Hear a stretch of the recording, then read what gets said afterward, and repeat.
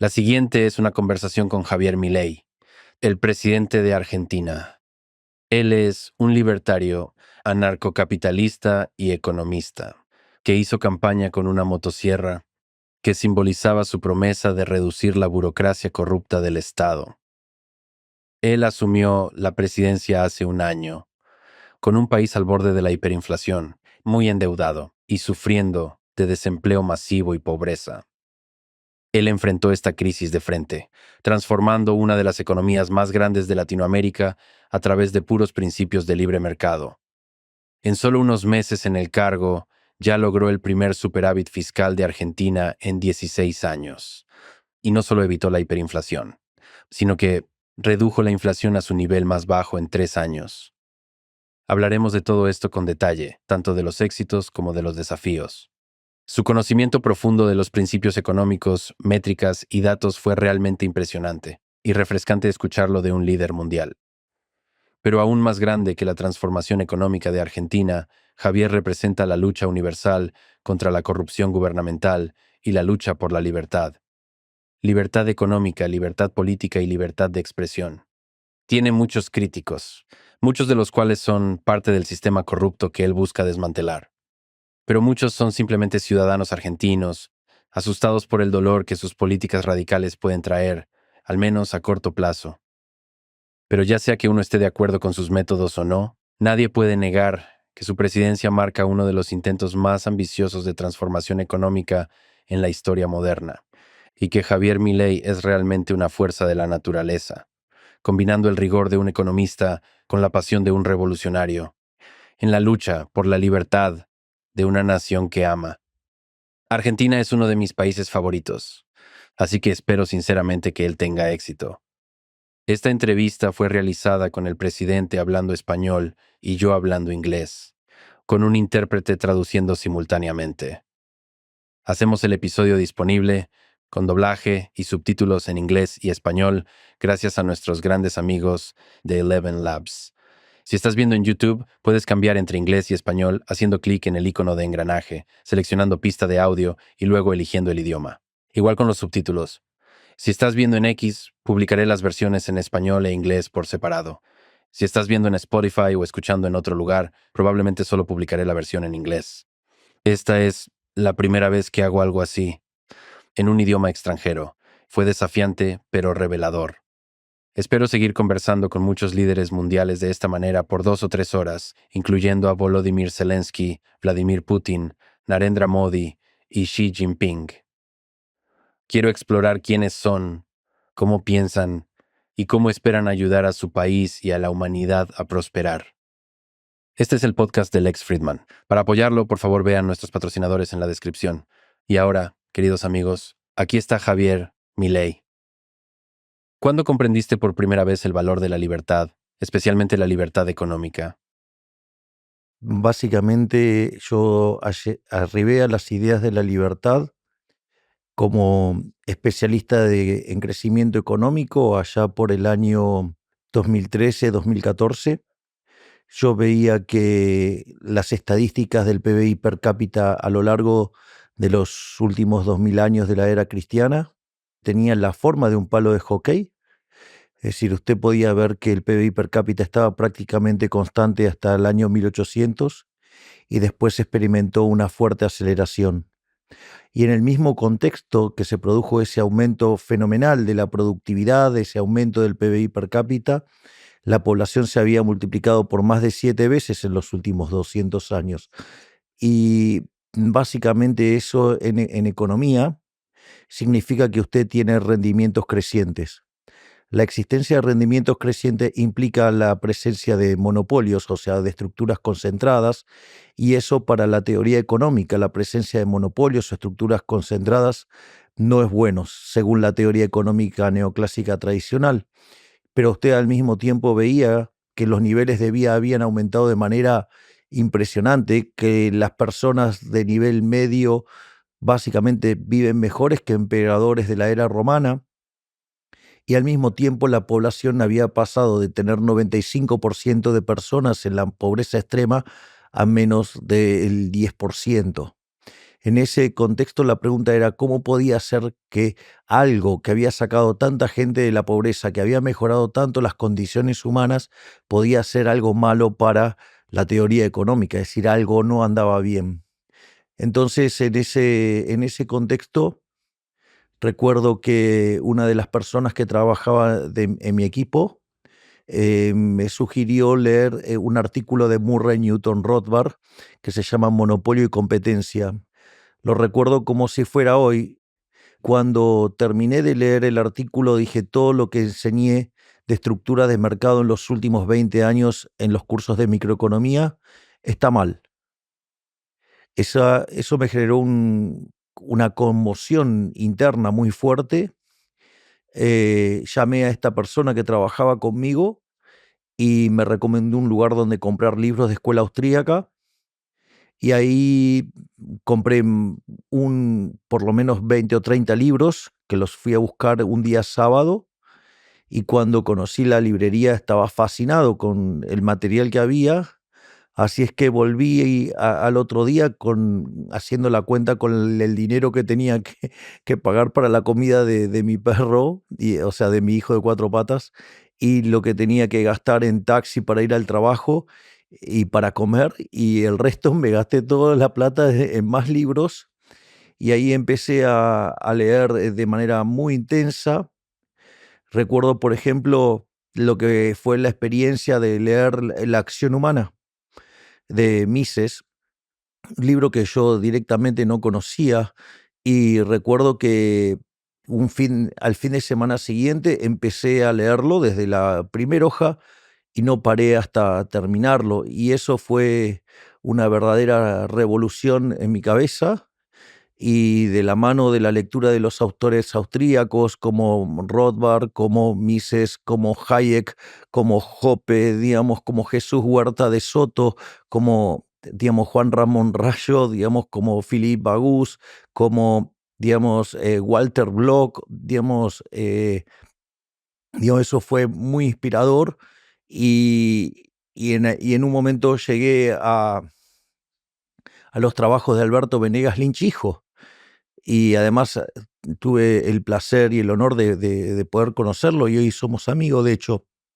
Entonces, eso fue lo que me abrió el camino a las ideas de la libertad. Otro libro que también me influyó, pero muchísimo, que tuvo un impacto enorme, fue cuando leí Los principios de economía política de Menger.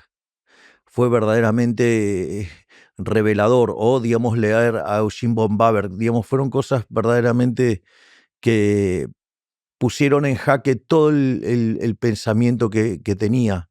Yo tenía una idea ligera y pobre acerca de la escuela austríaca. Digamos, yo lo único que había leído de escuela austríaca previo a eso había sido un libro que es muy bueno, que es Dinero y Tiempo de Garrison, pero digamos, ahora que entiendo un poco más de economía austríaca, sé que era bastante pobre, por decirlo de alguna manera. No porque el libro no sea bueno, sino porque había muchísimas cosas para leer que verdaderamente han sido algo fascinante.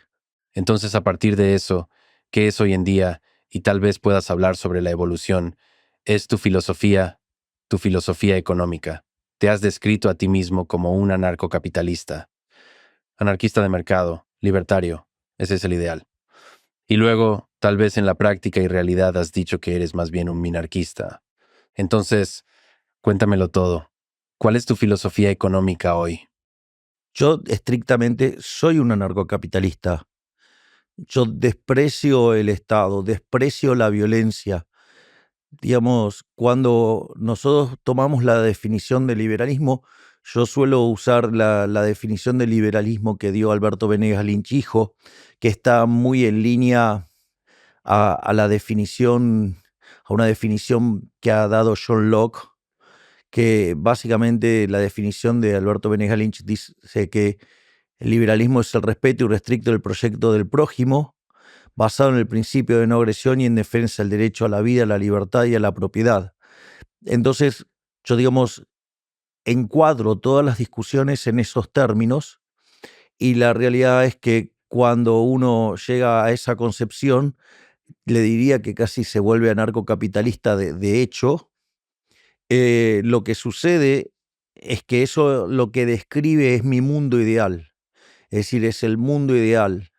Ahora, después la vida real tiene un montón de restricciones. Algunas de esas restricciones usted la puede levantar y otras no. Entonces, en la vida real, yo, digamos, o sea, soy un minarquista, abogo por la minimización del tamaño del Estado, trato de eliminar la mayor cantidad de regulaciones posibles. De hecho, eso que yo decía durante la campaña, digamos, lo estoy llevando a la práctica. Nosotros acabamos de hacer la reforma estructural más grande de la historia argentina. Es una reforma estructural que es 8 veces más grande que la de Menem, que había sido la reforma estructural más grande de la historia, y eso lo hicimos con 15% de los diputados y 10% de los senadores. Además, tenemos un ministerio de la desregulación, donde básicamente todos los días eliminamos entre 1 y 5 regulaciones. Por otra parte, tenemos pendiente 3.200 reformas estructurales adicionales, a punto tal que el día que terminemos con todas estas reformas vamos a ser el país más libre del planeta, con las consecuencias que ellos tienen en términos de bienestar. Piense que cuando Irlanda inició las reformas de mercado hace poco más de 40 años, era el país más pobre de Europa y hoy tiene un PBI per cápita que es 50% superior al de Estados Unidos.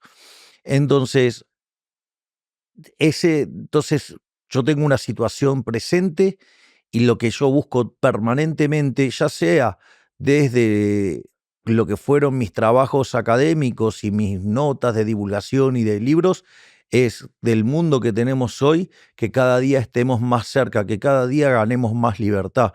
Porque acá hay algunas cosas muy interesantes. Lo primero, me gustaría citar a Milton Friedman. Hay un momento que le hacen una nota a Milton Friedman y le preguntan sobre los liberales. Y entonces dice que hay 3 tipos de liberales, que están los liberales clásicos, lugar donde podrían entrar, por ejemplo, Adam Smith o el propio Milton Friedman. Algunos dicen que podría entrar en esa categoría Hayek. Para mí, Hayek es un minarquista.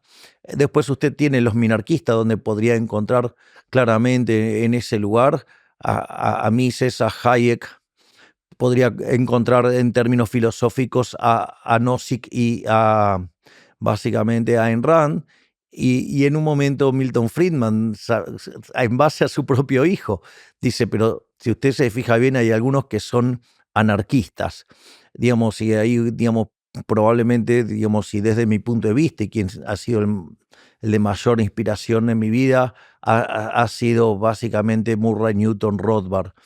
Pero entonces hay 2 dimensiones. Uno es de dónde yo quiero llegar y el tema es dónde estoy. Entonces, lo más importante es tratar de avanzar cada día más hacia ese ideal del anarcocapitalismo. En ese sentido, a veces uno es criticado fuertemente y duramente desde esa visión ideal, que yo eso lo llamo la falacia del nirvana. Es decir, usted se compara contra el paraíso, todo es horrible, todo es inmundo, pero usted no vive en el paraíso, usted vive en la tierra. Entonces, básicamente uno lo que tienen que entender es que hay lo que llaman condiciones de estado. Supongo que a usted no le gustan las mesas rectangulares, a usted le gustan las mesas circulares.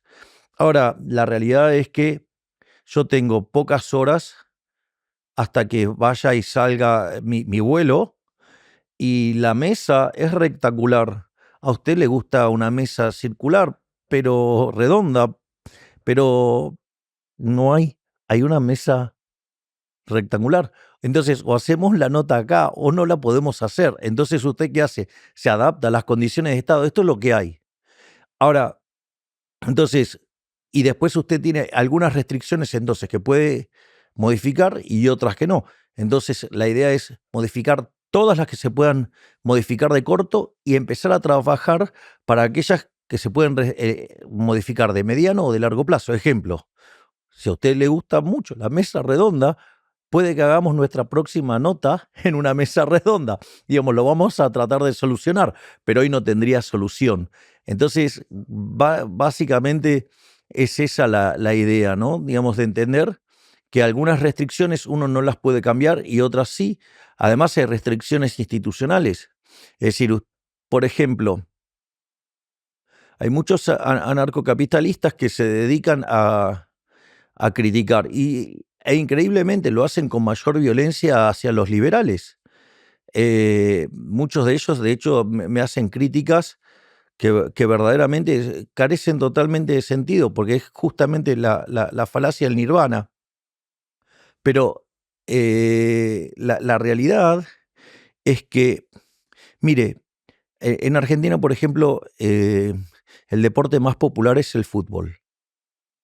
Cuando usted va a ver un partido de Argentina es verdaderamente hermoso, las tribunas están llenas, están todas pintadas de celeste y blanco, hay mucha alegría, la gente canta canciones que son muy divertidas, que son muy particulares, es muy del folclore argentino, por decirlo de alguna manera, pero ese espectáculo tan hermoso es exógeno, es decir, no determina el resultado. Usted pone el balón en el medio de la cancha y por más que grite la gente, el balón no se mueve.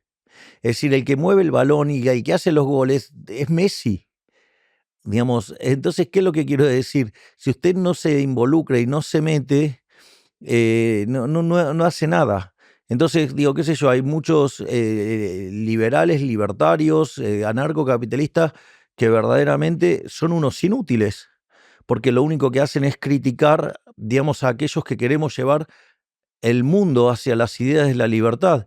Y lo que no se dan cuenta es que el poder es un juego de suma cero y que si no lo tenemos nosotros, lo tiene la izquierda.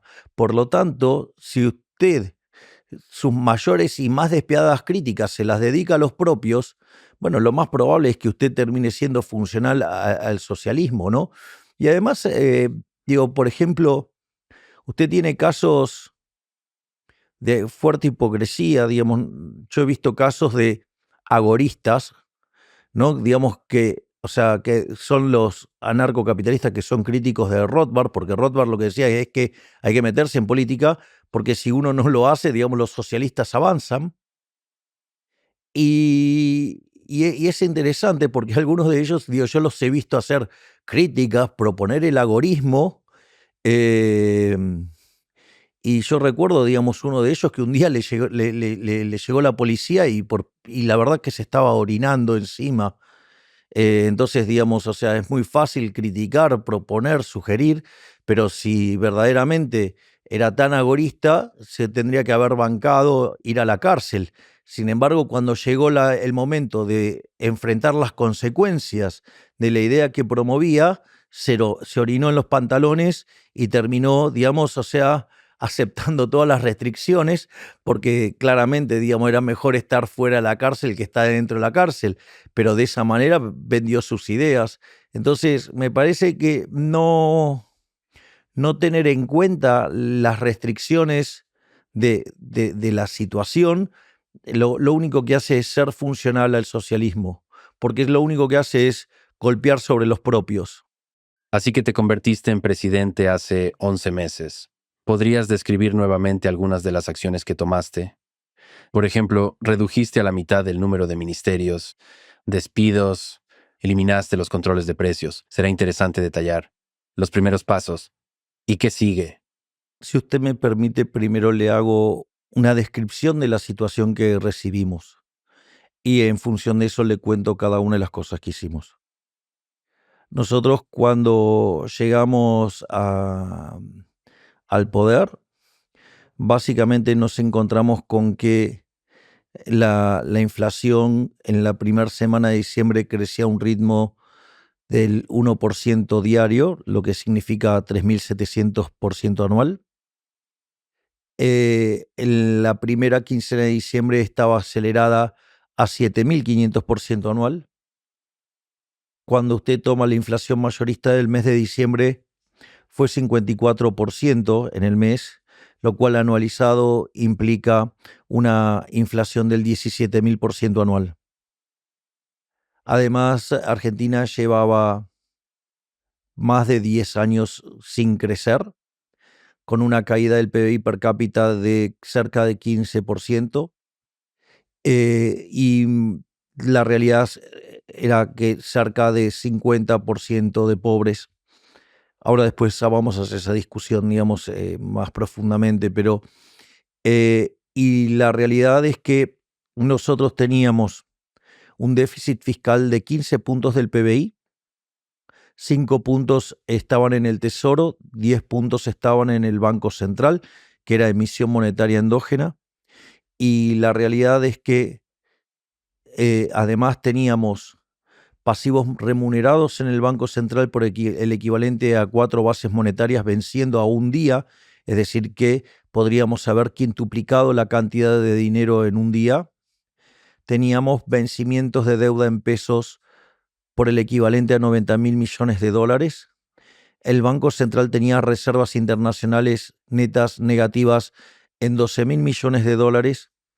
Teníamos deudas comerciales en el Banco Central por el equivalente a 50.000 millones de dólares. Había dividendos de compañías pisados por 10.000 millones de dólares. Por lo tanto, si nosotros abríamos instantáneamente, que es lo que yo digo, nosotros somos liberales libertarios, no somos liberales libertarados, que era lo que sugerían algunos liberales anarquistas, o sea, que básicamente abriéramos todo el primer día.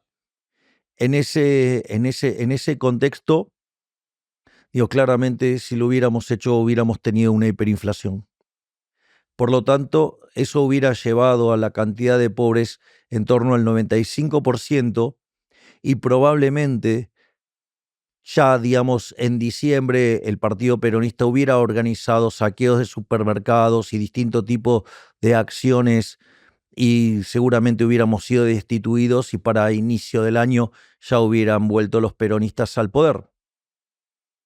Por lo tanto, para nosotros era crucial terminar con el déficit fiscal. Una de las cosas que habíamos prometido en campaña era la reducción de ministerios y efectivamente redujimos a menos de la mitad la cantidad de ministerios porque nos fuimos a 9 ministerios, hoy tenemos 8. Al mismo tiempo echamos empleados públicos, hoy estamos cerca de los 50.000 empleados públicos que hemos echado. Prácticamente no renovamos ningún contrato, salvo que sean de estricta necesidad. Al mismo tiempo, eliminamos la obra pública, eliminamos las transferencias discrecionales a provincia, licuamos los salarios del sector público. Además, fuimos eliminando subsidios económicos, recomponiendo el precio de las tarifas y en eso, digamos, nosotros alcanzamos el equilibrio fiscal en el Tesoro. Esto es muy importante porque en los últimos 123 años Argentina tuvo déficit durante 113 y en los 10 que no tuvo déficit es porque no pagaba la deuda, o sea, con lo cual eso era absolutamente mentira. A nosotros nos dijeron que era imposible lograrlo porque nosotros dijimos que lo íbamos a lograr en el primer año y básicamente decían que no se podía ajustar más que un punto y nosotros alcanzamos el equilibrio fiscal en el mes de enero, o sea, en el primer mes de gestión. Al mismo tiempo, también cortamos planes sociales vinculados a la intermediación. Esto es muy importante porque nosotros sabíamos que íbamos a hacer un ajuste muy duro y sabíamos que eso iba a implicar un costo en términos sociales y que teníamos que dar contención durante el primer mes de la gestión, durante el primer trimestre y segundo trimestre de la gestión. Y una de las cosas que hicimos fue eliminar lo que se llaman los gerentes de la pobreza, es decir, los intermediarios. Básicamente las personas tienen una tarjeta donde reciben la asistencia, pero sucede que tenían que dar una contraprestación y esa contraprestación era verificada por un grupo que son los piqueteros. Entonces, en ese contexto, cuando iban a firmar la contraprestación le quitaban la mitad del dinero. Por lo tanto, al sacar esa contraprestación, dejaron de extorsionarlos, dejaron de robarle el dinero y con la misma cantidad de dinero recibieron el doble de recursos. Y obviamente que también hicimos un refuerzo adicional. Entonces, eso, digamos, lo que tiene que ver con los 5 puntos de ajuste en el Tesoro. Ahora, ¿qué es lo que sucede? En la medida que empezamos a tener equilibrio fiscal y que no necesitábamos emitir dinero para financiarnos y que además íbamos cumpliendo con los pagos de intereses y con algunos pagos de capital, una de las cosas que pasó es que se empezó a recrear el mercado de deuda.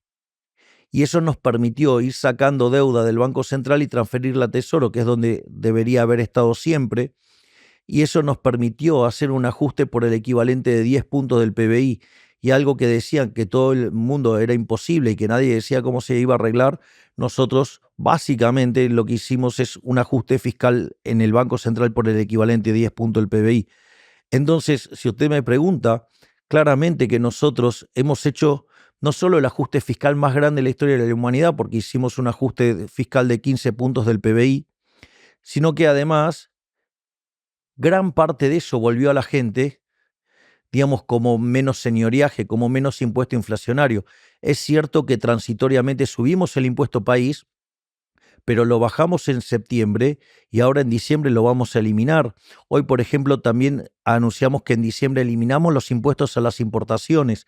Es más, en ese sentido, digamos, usted lo que tiene es que le devolvimos a la gente 13 puntos y medio del PBI, porque la verdadera presión fiscal es el tamaño del Estado. Entonces, mientras que en diciembre discutíamos la hiperinflación, hoy estamos discutiendo de créditos a 30 años. Es decir, todos esos recursos que se llevaba el Estado Nacional hoy han vuelto al sector privado y eso es lo que ha permitido que sea fuertemente dinámico. Y esto tiene dos impactos muy fuertes. El primero es que si usted toma la inflación mayorista del 54%, cayó al 2%, es decir, bajó 27 veces. O sea, se dividió por 27. Es decir, eso quiere decir que pasamos de una inflación que viajaba al 17.000 anual a algo parecido al 28% anual. Pero no solo eso, usted puede tomar la inflación consumidor. El último dato de inflación al consumidor fue del 2,7%. Ahora sucede que nosotros, por una cuestión vinculada al balance del Banco Central y los stocks de deuda, nosotros todavía tenemos controles que todos los días vamos eliminando restricciones, pero esto es interesante porque entonces nosotros tenemos una pauta de evaluación mensual del 2% y después usted tiene la inflación internacional. Eso significa que entonces usted a la inflación que observa en consumidor le tiene que restar 2,5 puntos. Eso significa que la inflación en Argentina, la verdadera inflación, no la inducida, sino la verdadera inflación, que es la inflación monetaria, es del 0,2% mensual. 0,2% mensual es el 2,4% anual. Es decir, de estar discutiendo si la inflación podía llegar al 17.000%, hoy estamos llevando la inflación hacia adelante a niveles del 2,5% anual. Y eso es increíble. Y eso, mire, lo hicimos con varias cuestiones. La primera es, no pasamos por una hiperinflación previa que facilita, digamos, hacer un programa de estabilización, porque cuando usted termina de licuar los activos monetarios, la consecuencia es que después se recompone fácilmente esa demanda y usted puede estabilizar muy rápido. No solo eso, sino que además no aplicamos ningún tipo de expropiación. O sea, Argentina, por ejemplo, en la previa de la convertibilidad, que fue el programa más exitoso de la historia argentina, hubo dos hiperinflaciones antes, que estuvo la hiperinflación del Alfonsín con 5.000% y la de Menem con 1.200%, sino que además tuvo un plan Bonex. Es decir, es como si nosotros hubiéramos tomado toda esa deuda del Banco Central y hubiéramos hecho un canje compulsivo de deuda. O sea que con lo cual nosotros limpiamos el balance del Banco Central, limpiamos una pérdida de 45.000 millones de dólares, todo de manera voluntaria. Y lo más increíble, lo hicimos en 6 meses nada más. Al mismo tiempo, nosotros no hemos controlado precios, no hemos fijado el tipo de cambio. Y esto también hay algo que es muy importante. Todos los programas de estabilización, para mostrar logros muy rápidamente, lo que hacían era, antes de anunciar el plan, hacían una recomposición de tarifas. Y una vez que recomponían tarifas, ahí lanzaban el plan. Nosotros no nos podíamos dar ese lujo, así que lo tuvimos que ir haciendo a lo largo de estos meses. Es decir, las empresas de tener tarifas que cubrían apenas el 10%, hoy cubren el 80%. Por lo tanto, imagínense la recomposición que estamos haciendo, y en ese sentido también es increíble lo que hicimos, porque si hoy nosotros trabajamos con la inflación, digamos, neta de la pauta cambiaria, estamos en mejores registros que lo que fue la convertibilidad, y el plan de convertibilidad fue el plan más exitoso de la historia argentina.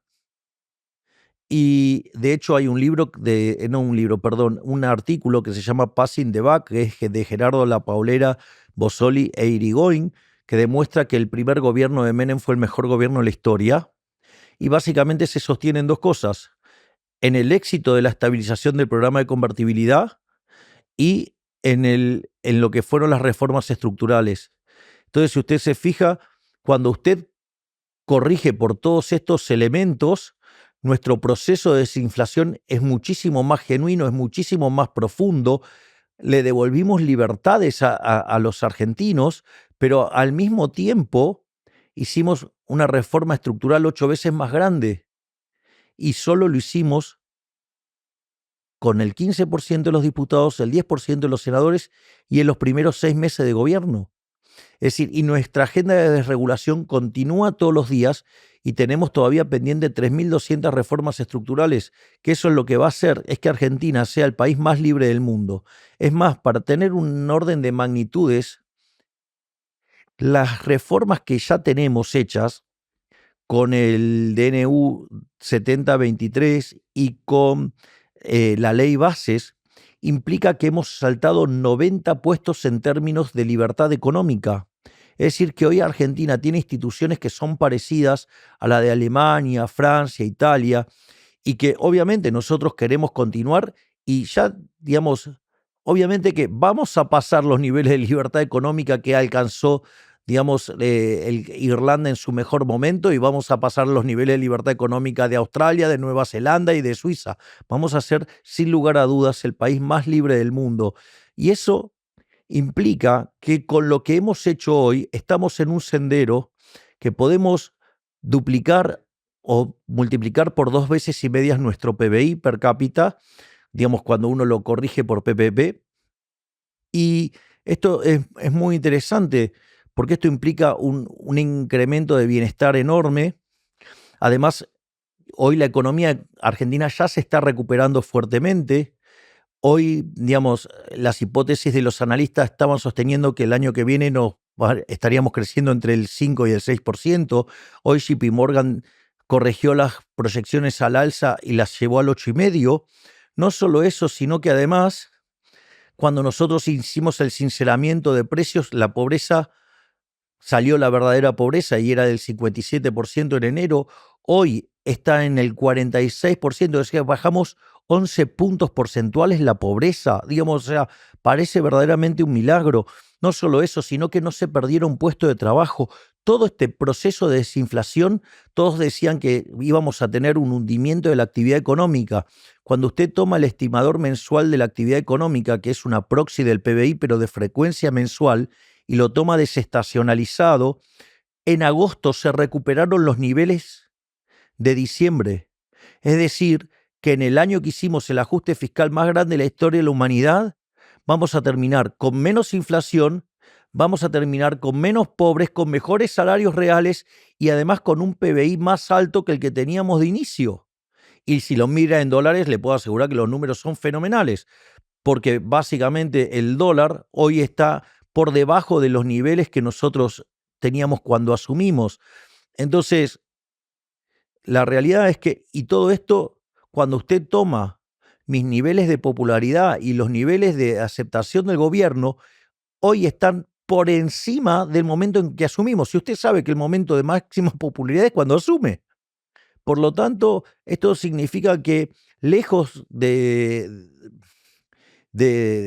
quedarnos tranquilos con esto, vamos a ir por más reformas.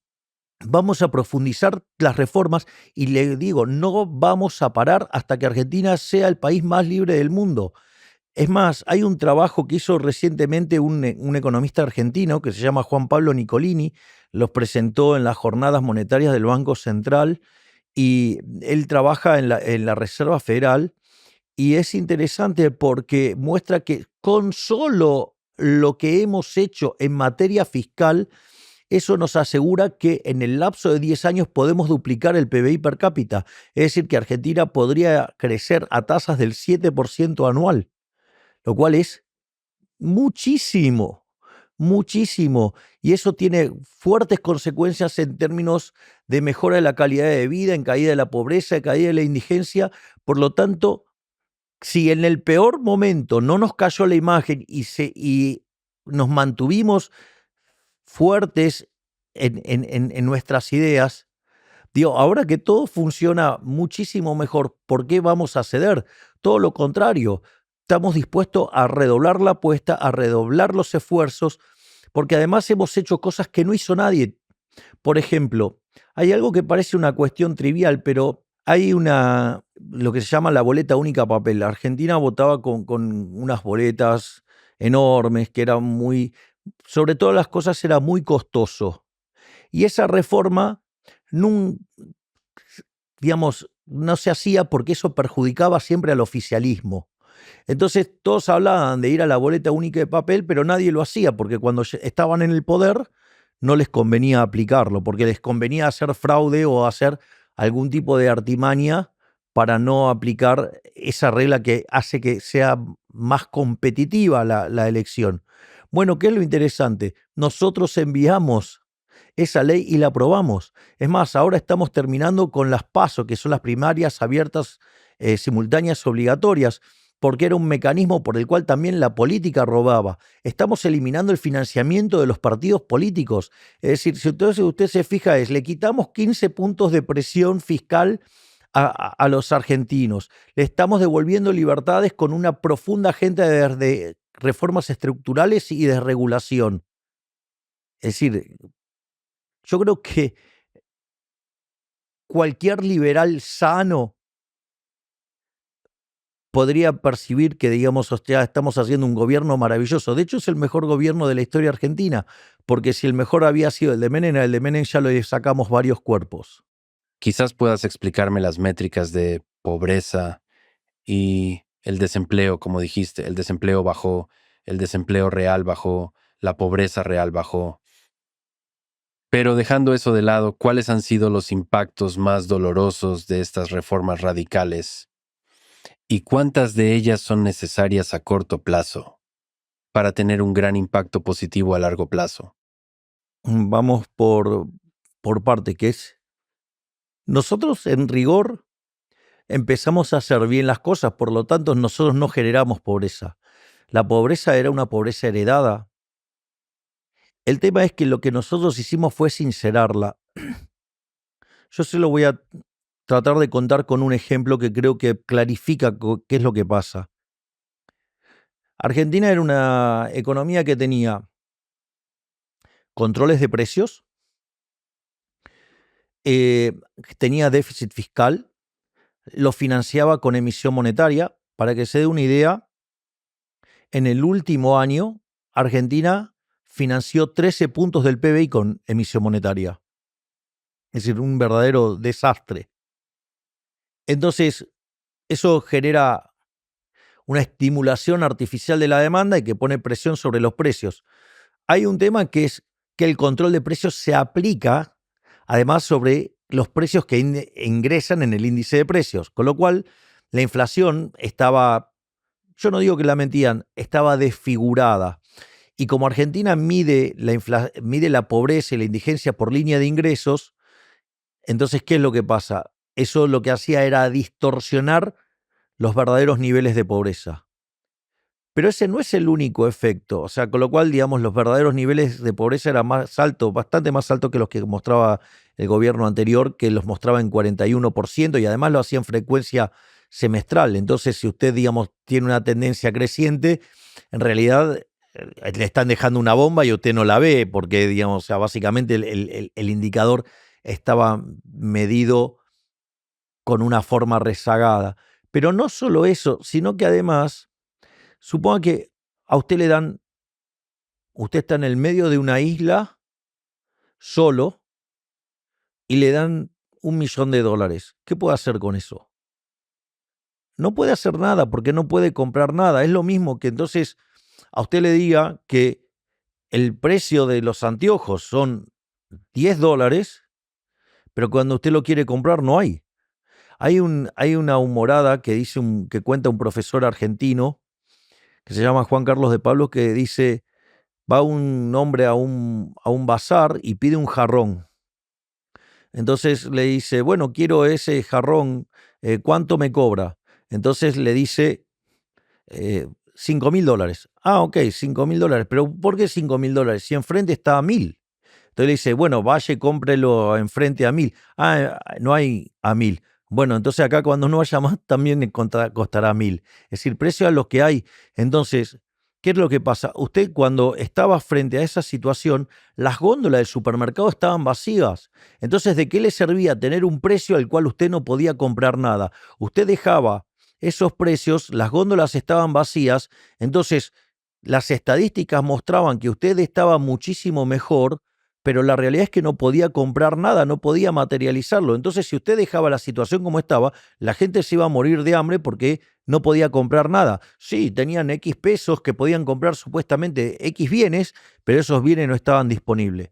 Lo único que usted puede hacer para salvar gente, que es sincerar los precios y que los productos vuelvan a aparecer. Bueno, cuando usted sincera los precios, se sincera el costo de la canasta básica alimentaria y la básica total, es decir, la línea de pobreza, la línea de indigencia y la línea de pobreza respectivamente, y cuando usted hace eso, claramente usted va a tener un salto de la pobreza. Eso llevó la pobreza al 57%. Ahora, Argentina encontró su piso de actividad en el mes de abril. A partir de ese momento, Argentina empezó a esperar e inventar una recuperación cíclica.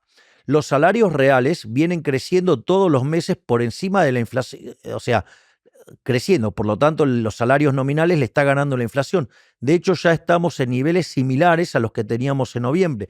Lo mismo para las jubilaciones. Es más, también, digamos, usted tiene un rebote de actividad por la recuperación del ciclo de stocks. Por lo tanto, eso también está contribuyendo a que haya más puestos de trabajo y mejor remunerados. De hecho, esto es tan fuerte y tan evidente que los salarios que más están creciendo son los del sector informal. Quiere decir que la pobreza y la indigencia están cayendo mucho más rápido de lo que nos imaginamos. Pero no solo eso, digamos, usted al eliminar la inflación, eso, digamos, usted eliminó el impuesto inflacionario, digamos, pero la verdadera carga, que es el déficit fiscal, que eran 15 puntos del PBI. Ok, nosotros transitoriamente subimos el impuesto país, ahora lo bajamos, pero eso se lo devolvimos a los argentinos, le devolvimos 15 puntos del PBI. No solo eso, sino que además, cuando usted elimina la inflación, elimina la distorsión de precios relativos, por lo tanto la asignación de recursos es mucho mejor. No solo eso, sino que además con el fuerte ajuste fiscal que hicimos, hemos bajado el riesgo país de 3.000 puntos básicos a 770. Hoy a Argentina, digamos, Fitch le elevó la categoría a triple C. Entonces, ¿qué es lo que quiero decir? Eso se traduce en un menor riesgo país, se traduce en menores tasas de interés, y eso genera un aumento de la inversión y genera un aumento del consumo también. Es decir, que la economía argentina en este momento está en un momento absolutamente floreciente. ¿Y eso cómo se sostiene a largo plazo? Con reformas estructurales, que es lo que hacemos día a día, desregulando la economía y enviando nuevas leyes que liberan a los argentinos de la cantidad de trabas y regulaciones opresoras que la han castigado en los últimos 100 años. Has hablado sobre la casta, el sistema político corrupto, así que hay mucha gente poderosa y grupos que están en contra de tus ideas. ¿Qué se necesita para luchar cuando tanto poder está en tu contra? Mire, nosotros hemos dado la lucha contra la corrupción como nunca se ha hecho en la Argentina. De hecho, nosotros cuando asumimos, por ejemplo, había cerca de 900 piquetes por año. Es decir, gente que se dedicaba a cortar las calles y no dejaban transitar libremente. Y además se les daba planes sociales y les daba un montón de dinero. Si usted recuerda, cuando yo arranqué explicando los recortes, una de las cosas que dije es: quitamos del medio a los intermediarios de la pobreza, o sea, los gerentes de la pobreza, es decir, esos que vivían de robarle a los pobres. Bueno, eso, digamos, es una fuente de corrupción enorme. De hecho, cuando nosotros hicimos eso, a los 2 días, uno de los piqueteros más renombrados y más influyente llamó a hacer una manifestación. Él decía que iban a ir 50.000 personas porque básicamente estaba esperando 100.000, entonces quería mostrarlo como un éxito. Y ahí, digamos, a la medida que se tomó en Capital Humano de cortarles el financiamiento, también, digamos, se sancionó el protocolo antipiquetes, donde además el que cortaba la calle no cobraba los planes y además los que violaban la ley iban a ir presos. Y además esto nosotros lo fuimos informando desde los medios de transporte. Bueno, esa marcha que ellos esperaban que fueran en realidad 100.000 personas, terminaron yendo 3.000 personas. Y a partir de ahí no volvieron a cortar más las calles. No solo eso, sino que además, evidentemente, les cortamos esa corrupción. Una de las cosas que también generaba muchísima corrupción era la obra pública. Otra cosa que generaba también grandes hechos de corrupción eran las transferencias discrecionales a provincias. En general, esas transferencias se hacían a las provincias con contabilidad lo más oscura posible. Entonces, el gobierno nacional, en connivencia con los gobernadores, digamos, se terminaban usando el dinero en otras cosas. No solo eso, con lo cual ahí ya hemos hecho muchas cosas. Además, el Ministerio de Capital Humano todo el tiempo está denunciando en la justicia, no en los medios, en la justicia, actos de corrupción como nunca se hizo en la historia argentina. No solo eso, sino que además, en términos de condenar la corrupción, o sea, hemos hecho, por ejemplo, hace 2 días se condenó, digamos, a Cristina Fernández de Kirchner, digo, por corrupción. Y al otro día, o sea, ayer, le quitamos las jubilaciones de privilegio. Al mismo tiempo por ejemplo, hemos descubierto que el kirchnerismo utilizaba pensiones por discapacidad para actos de corrupción. Por ejemplo, hay una ciudad que tiene más pensiones por discapacidad que gente. Es decir, para que más o menos tenga una idea de las cosas que se hacen en Argentina. Y además, en Argentina hemos vuelto a darle libertad a la justicia. Nosotros no presionamos a la justicia. Y esto es tan así que durante mi gobierno no solo se condenó a Cristina Fernández de Kirchner, sino que además se condenó los 2 ataques asesinos terroristas que hizo Irán. Entonces, si hay un gobierno que está peleando verdaderamente contra la corrupción, somos nosotros. No solo eso, sino que además digamos, con cada desregulación es un privilegio que le quitamos ya sea a un político o a una empresa prebendaria o a un grupo de poder. Y eso también es muy poderoso. Nunca nadie en Argentina luchó contra la corrupción de la manera que lo hemos hecho nosotros. Es más, le paso a algo que es profundamente corrupto y es una de mis grandes peleas. Es la corrupción de los medios de comunicación. Es decir, le quité la pauta oficial. Por eso usted va a ver que, a pesar de que nosotros generamos noticias maravillosas todas las semanas, en gran cantidad, los medios de comunicación hablan pestes. Es decir, ellos reclaman tener el monopolio del micrófono. Es decir, ellos quieren mentir, calumniar, injuriar, ensuciar, decir cualquier aberración y pretenden que ni siquiera les conteste. Por eso gran parte del periodismo en Argentina odia la red X Y por eso nosotros los liberales libertarios amamos la red X, porque todos podemos decir lo que queremos. Sin embargo, digamos, estos supuestos periodistas que defienden la libertad de expresión, en realidad lo que quieren es que se censuren las ideas que a ellos no les gusta. Y claro, porque son de izquierda, porque son wokes, porque no pueden soportar la competencia, porque si tuvieran que ir a pelear cara a cara, mano a mano, en un terreno nivelado por las ideas, ellos perderían, porque ellos fueron un fracaso en lo económico, en lo social, en lo cultural, y además no hay que olvidarse que esos asesinos llamados socialistas mataron a 150 millones de seres humanos. Entonces, digamos, ellos claramente no pueden pelear de igual a igual. Entonces, por eso exigen que las redes sociales tengan censura y que no se les pueda decir a ellos la verdad, porque cuando uno le dice la verdad a un socialista, lloran diciendo que es discurso del odio. No, no es discurso del odio, es que ustedes son unos inútiles que han arruinado el planeta, han hecho del planeta algo muchísimo peor y que afortunadamente hoy son, gracias a las redes sociales, en especial por la tarea enorme y valiente de Elon Musk y el rol que tiene Twitter, digamos, hoy X, ¿sí?, ha permitido, digamos, que la información fluya y eso permite dejar, digamos, expuestos a los políticos y expuesto también a los medios de comunicación. Y por eso los periodistas en Argentina están tan violentos.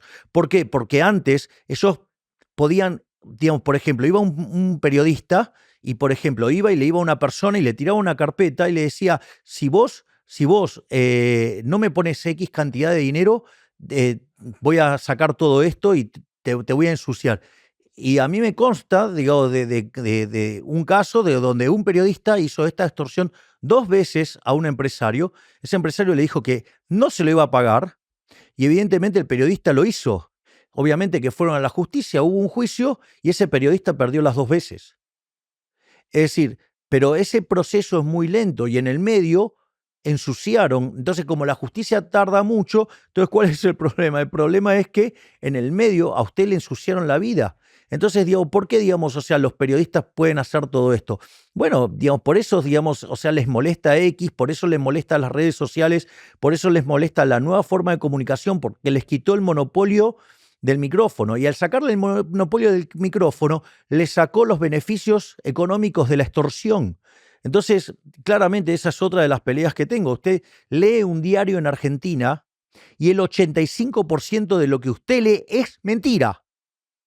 Es decir, la característica fundamental de la mayor cantidad de periodistas, no digo todos, pero la gran mayoría de los periodistas en Argentina, salvo honrosas excepciones, son mentirosos, son calumniadores, son injuriadores. Y si aún persistiera el monopolio que ellos exigen que vuelva a reinar, no tengo duda que pedirían dinero a cambio de silencio, porque son eso, son extorsionadores, son ladrones, son corruptos. Y entonces, claro, obviamente, cuando usted le quita un privilegio a un sector, ¿qué hace? Y se enoja. Bueno, bienvenidos a la libertad.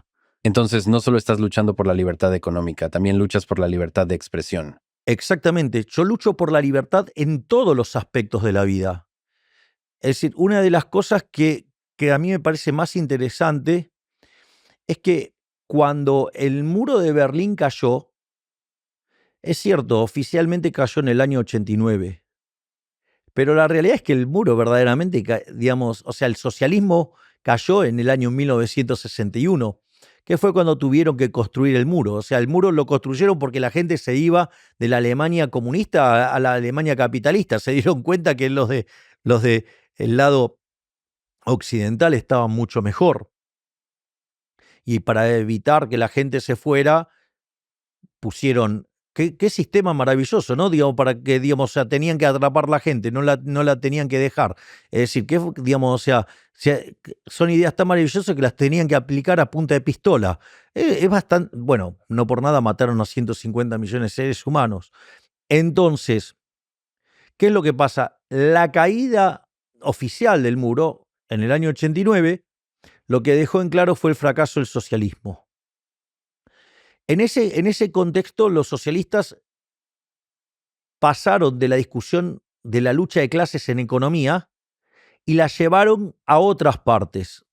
Entonces, por ejemplo, el socialismo, digamos, o lo que es del siglo XXI, o digamos el marxismo cultural o el posmarxismo, digamos, la definición que usted quiera, es llevar la lucha de clases a distintos aspectos de la vida. Por ejemplo, uno de los aspectos de la vida donde usted, digamos, tiene, esto es la ideología de género. Es decir, es increíble porque los primeros que defendieron la igualdad ante la ley fuimos los liberales.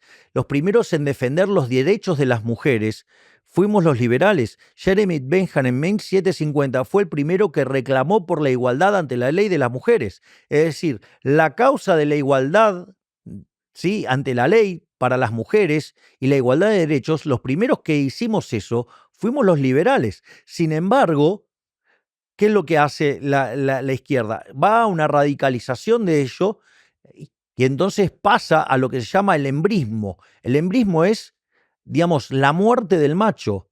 Es decir, y eso usted, digamos, digamos, ¿cómo lo hacen? Lo hacen asignando derechos, pero cuando usted asigna un derecho, eso alguien lo tiene que pagar.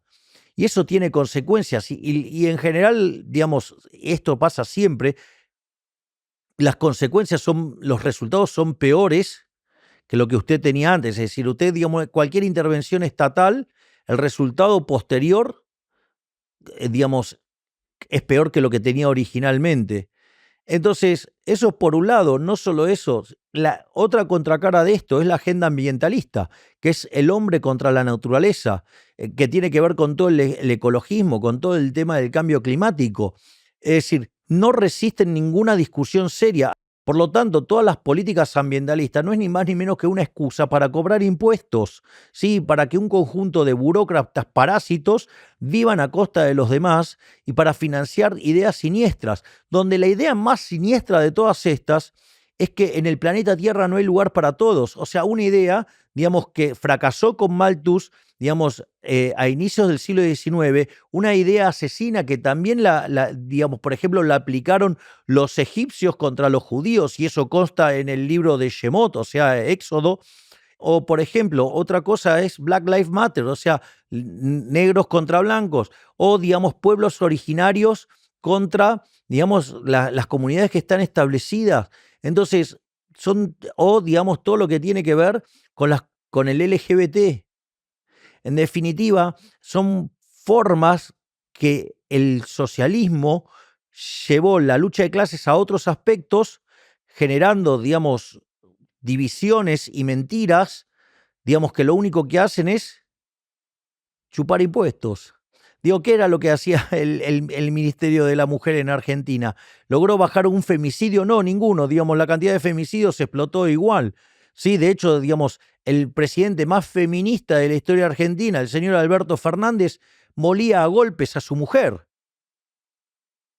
Digo, qué feminista raro. Es decir, y digamos, y dentro de las líneas de los feministas usted encuentra digamos, la mayor cantidad de violadores y golpeadores de mujeres. Es bastante interesante, ¿no? Lo que hacen, digamos, la hipocresía en la que trabajan. Entonces, no es solamente, usted, digamos, la batalla es en tres planos. Usted tiene en el plano económico, que es el capitalismo de libre empresa. En el plano político, entonces, en este momento, digamos, el sistema que ha diseñado el mundo es la democracia liberal republicana, con control de poderes, y, digamos, en el plano de la idea de las batallas cultural. Fíjese, el socialismo ha sido muy exitoso en la batalla cultural, ha sido muy exitoso políticamente, porque esa batalla política la pudo traducir en ganar muchas elecciones. Pero ¿por qué se está resquebrajando? ¿Por qué? Porque producen miseria y porque el sistema económico es un desastre. Entonces la gente, digamos, tarde o temprano se da cuenta que le está yendo peor. Los liberales, libertarios, somos muy buenos en la economía, ¿sí? Y esos buenos resultados económicos pueden dar a que se generen procesos políticos sólidos. Pero ¿qué pasa? Los liberales desatendieron la batalla cultural.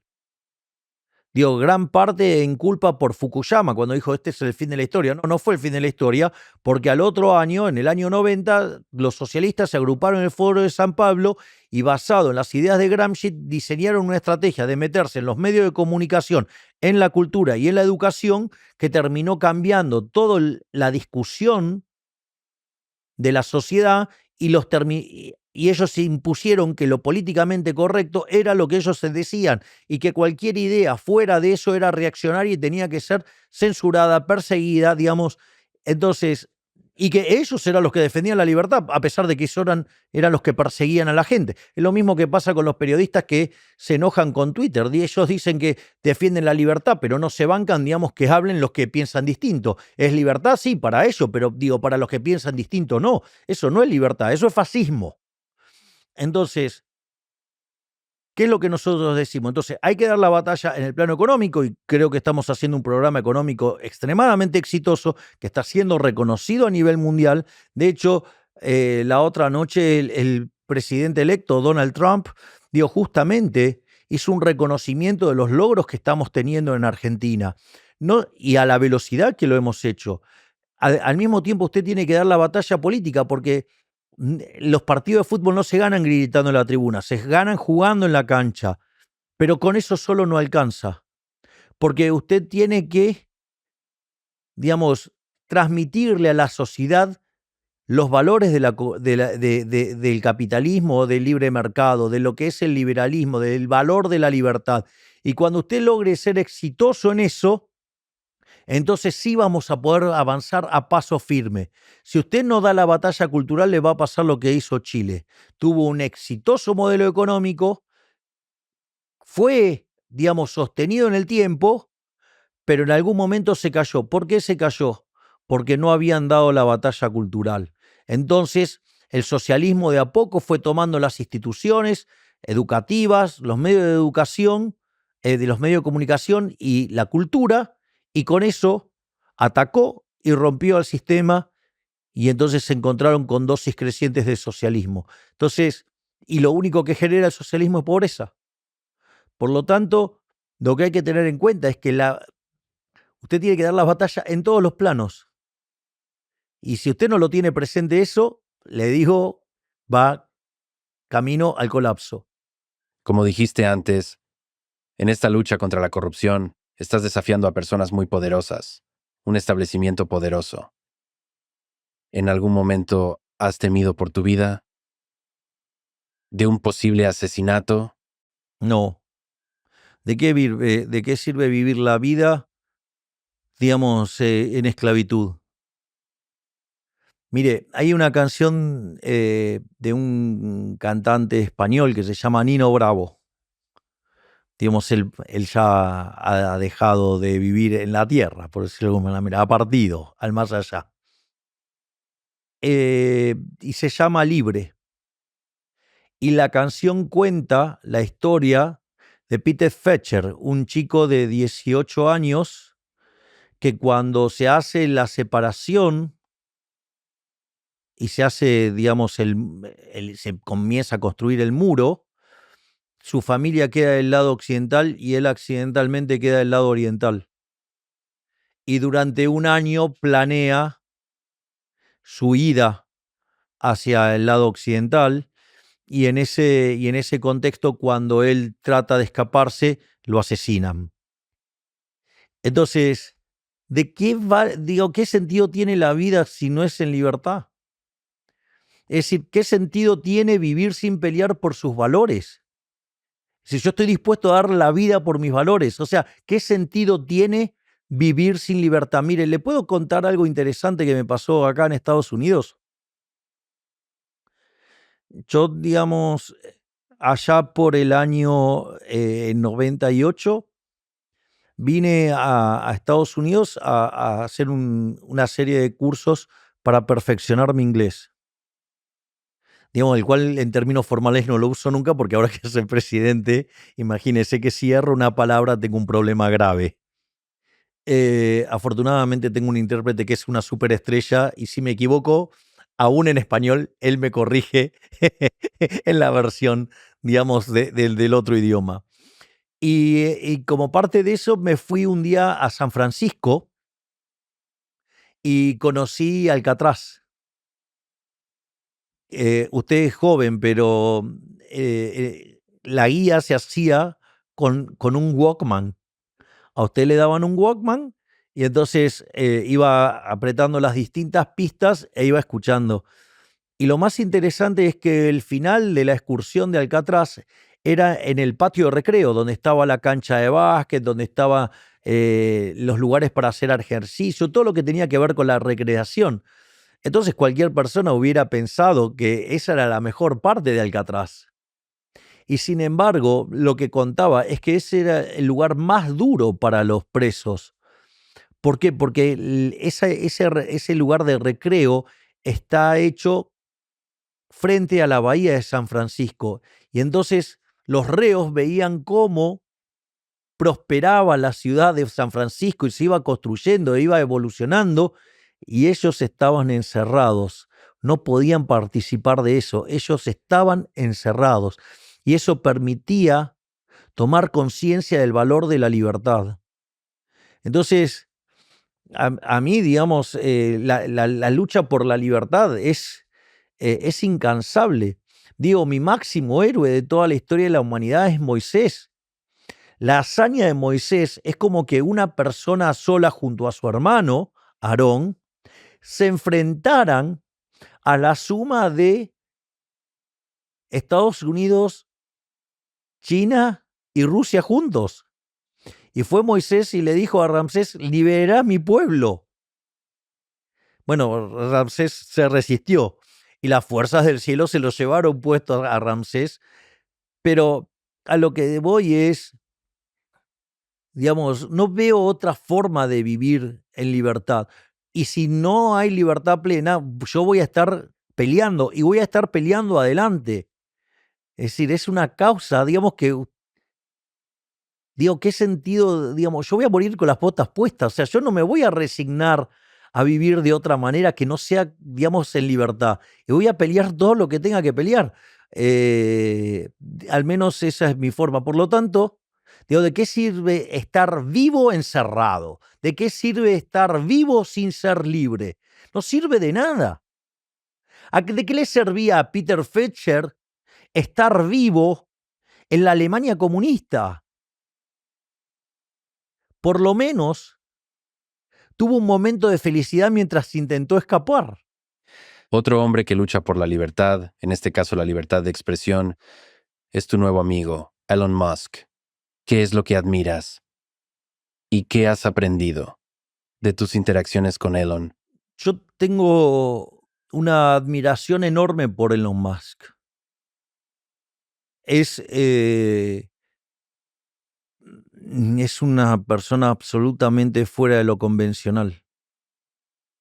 Primero, que es un gran luchador de las ideas de la libertad, lo que ha hecho en Twitter, o sea, en X, y cómo está ayudando al mundo a despertar y a tomar conciencia del virus socialista, del virus woke. Eso ya solo eso lo convierte en un héroe de la historia de la humanidad. Pero no es solo eso.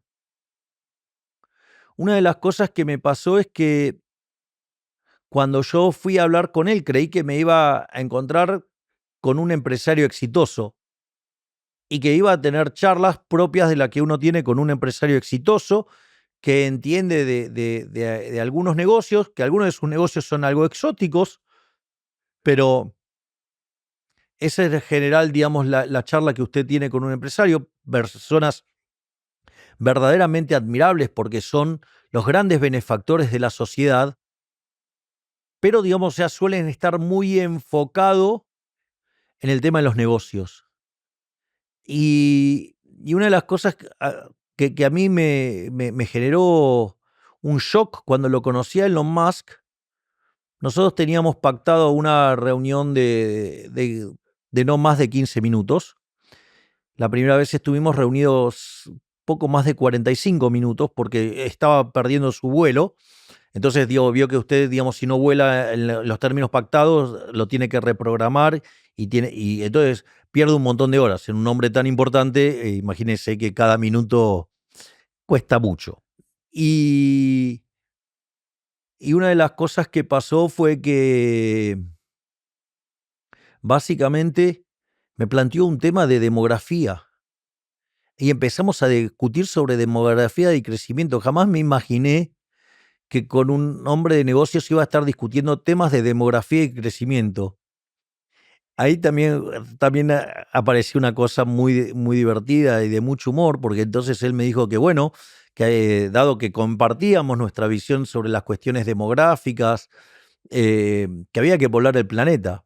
Y entonces me dice, bueno, ¿y usted para cuándo va a avanzar esto? Entonces le dije, bueno, mire, yo tengo 5 hijos. Me dijo, mire, los de 4 patas no cuentan.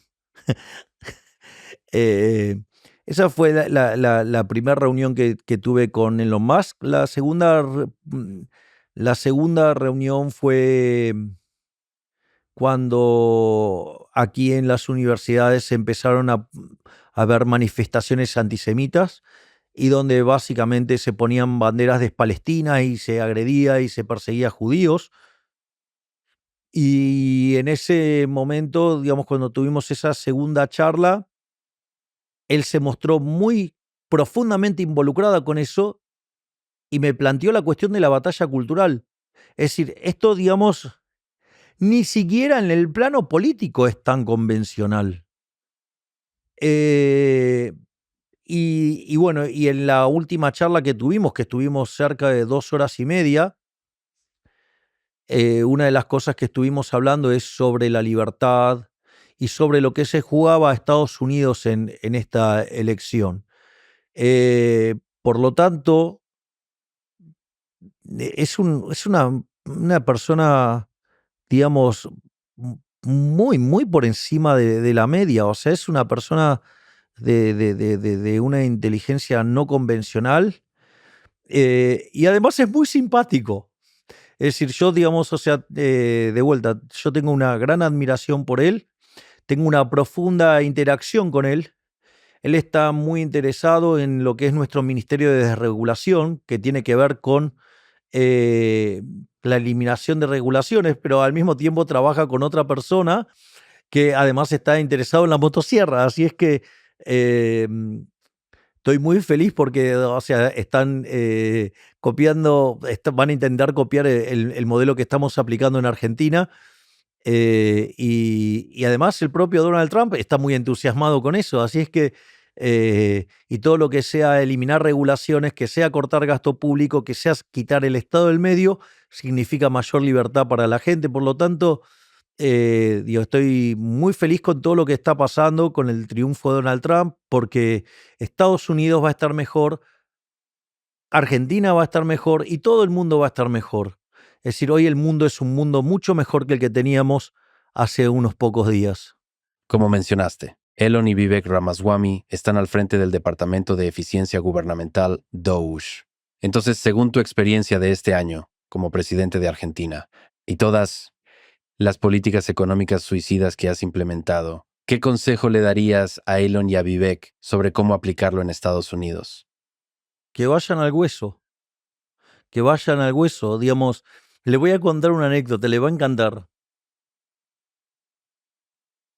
Nosotros en este momento en Argentina, por el equilibrio político que nos hemos encontrado, tenemos ciertas facultades delegadas del Congreso hacia el Poder Ejecutivo y por ende lo podemos resolver por decreto.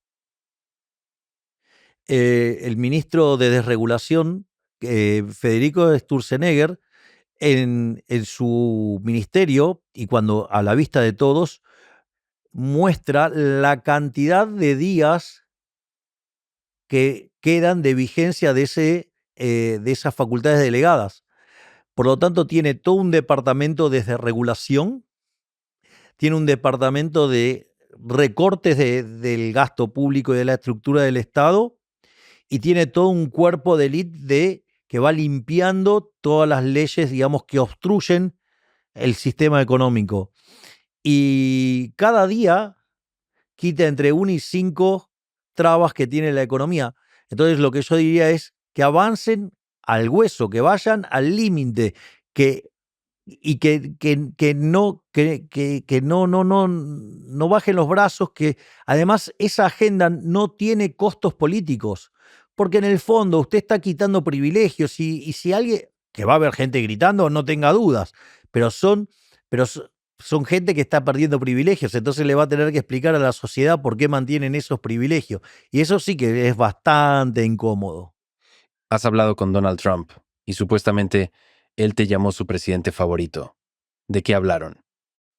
Y de nuevo, ¿qué admiras del presidente Trump y qué has aprendido de él? Hay varias cosas que yo admiro del presidente Trump. La primera es que probablemente, y ha dado pruebas más que suficientes en su primer presidencia, que entiende la naturaleza de la batalla cultural. Él ha enfrentado al socialismo abiertamente, sus discursos van en contra del socialismo de manera abierta. Entiende perfectamente el virus woke. Y eso es de, de mucho valor porque es entender de qué va la cosa. No solo eso, otra cosa que yo también le admiro es el coraje. De hecho, gracias a Dios no lo mataron, pero fue por un pequeño acto fortuito que no lo mataron, que fue que justo se corrió. Eh, y sin embargo, eso no lo amedrentó, siguió. Es más, tanto en su primer campaña como en esta, pues la segunda y en esta tercera campaña también, lo han ensuciado, lo han calumniado, lo han injuriado, le han dicho cosas verdaderamente espantosas, le han inventado todo tipo de horrores. Y en eso me siento profundamente identificado porque probablemente a nadie en la historia le hayan hecho una campaña negativa desde todos los medios de comunicación como me lo hicieron a mí. Pero, digamos, o sea, fueron bastante parecidas. Y ahí, por eso es tan interesante, por eso me emocioné tanto cuando anoche lo conocí a Sylvester Stallone, porque Sylvester Stallone justamente lo que menciona es lo valioso de que a pesar de que a uno le sigan pegando y le peguen, le peguen, le peguen, le peguen, a pesar de todo eso, seguir avanzando. Es decir, muchas de la, de, de la forma de ver las cosas de Sylvester Stallone son sumamente inspiradoras. Entonces imagínense, digamos, o sea, voy a ir a dar el discurso y veo a Sylvester Stallone. Y Sylvester Stallone me conoce. Era verdaderamente, digamos, yo me tenía que pellizcar, digo, esto no puede ser cierto. O sea, y además, bueno, digamos, la gente ha sido maravillosa anoche conmigo, han sido maravillosos hoy. He sacado cientos de selfies. O sea, ha sido verdaderamente, digo, ha sido mi recreo después de casi un año de estar en el gobierno y de estar sometido a todo tipo de tortura mediática, digamos, porque justamente los periodistas ensobrados, corruptos, son torturadores profesionales, ¿sí?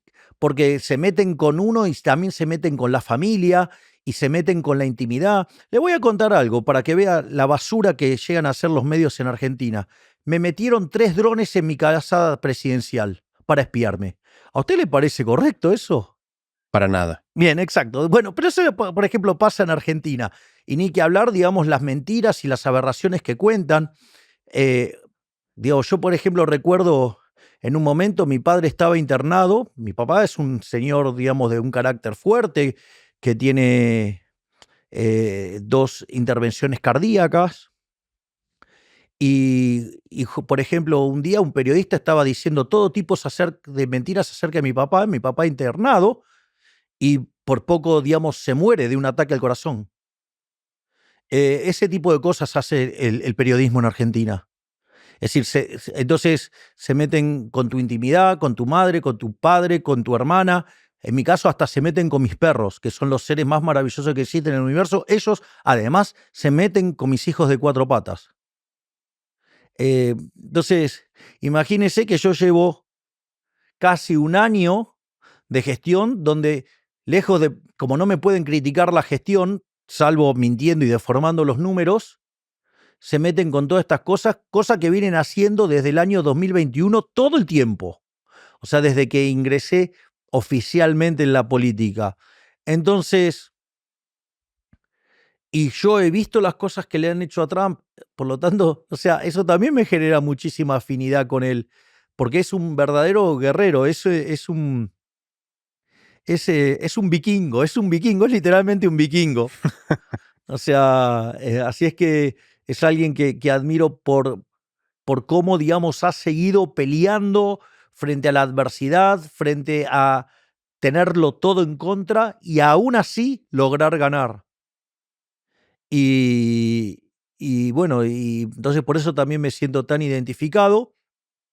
Y además he visto cómo lo han criticado injustamente, digamos, todo el tema de la cuestión de cuando lo acusan de proteccionista o de cuando quiso discutir algunas cuestiones, pero dentro del debate público y entendible sobre el diseño de política monetaria de la Reserva Federal, eh, básicamente, digamos, lo han acusado de cosas que, digamos, que acaso no puede opinar como presidente. Digo, puede ir a opinar como cualquier ciudadano, y más siendo presidente. ¿Por qué es importante para ti que Argentina tenga una relación cercana con Estados Unidos? Bueno, para nosotros es muy importante porque nosotros hemos decidido ser un aliado geopolítico de Estados Unidos. Nosotros hemos definido desde la campaña que nuestros aliados, o que vamos a ser aliados, es de Estados Unidos e Israel. Digamos, porque básicamente representan las ideas de Occidente, representan el mundo libre, es decir, lo que hoy llamaríamos digamos, la democracia liberal, digamos, enfrentado a los autócratas. Y en ese sentido, ese es el alineamiento geopolítico. Es más, fíjese, en nuestra campaña nosotros fuimos muy, pero muy, muy claros en tres ejes. Uno en el económico, hablábamos de recortar el gasto público y yo aparecía con una motosierra, hablaba de la libertad económica, que tiene que ver con toda la desregulación, y hablaba de la competencia de moneda, y la gente, digamos, o sea, llevaba dólares, digamos, con lo cual, digamos, está claro que la política económica estaba clara, y no solo que estaba clara, sino que además lo estamos cumpliendo. Ese es el primer punto. El segundo punto era nuestra política de seguridad, era darle una batalla, digamos, frontal al crimen y a todo lo que tenía que ver con la inseguridad. Y de hecho en Argentina no hay más piquetes que decían que era imposible terminar con ello. No solo eso, hemos reforzado las fuerzas de seguridad y hemos reforzado nuestras fuerzas armadas, o sea, y estamos dando una dura lucha contra el narcotráfico y contra el narcoterrorismo. Por lo tanto, también estamos cumpliendo fuertemente con ello. Fíjese que esos dos puntos, que eran las necesidades más, las preocupaciones más grandes de los argentinos cuando nosotros asumimos, hoy están como en quinto y sexto lugar. Hoy los problemas, digamos, de los argentinos es la corrupción, digamos, si hay desempleo, si hay pobreza, pero no la inflación y no la inseguridad. Y no solo eso, sino que el tercer punto que yo declaré es que iba internacionalmente a estar alineado con Estados Unidos e Israel. Y fíjese, digamos, en los actos de campaña aparecían filas con banderas de Israel. Es decir, con lo cual está claro que nuestra política internacional siempre fue muy clara y, y básicamente, digo, lo planteo en mis discursos cuando hablo de los valores de Occidente y la hazaña civilizatoria de Occidente. De hecho, ayer y en el discurso de hoy de la mañana fui también mucho más preciso, haciendo referencia cuando todas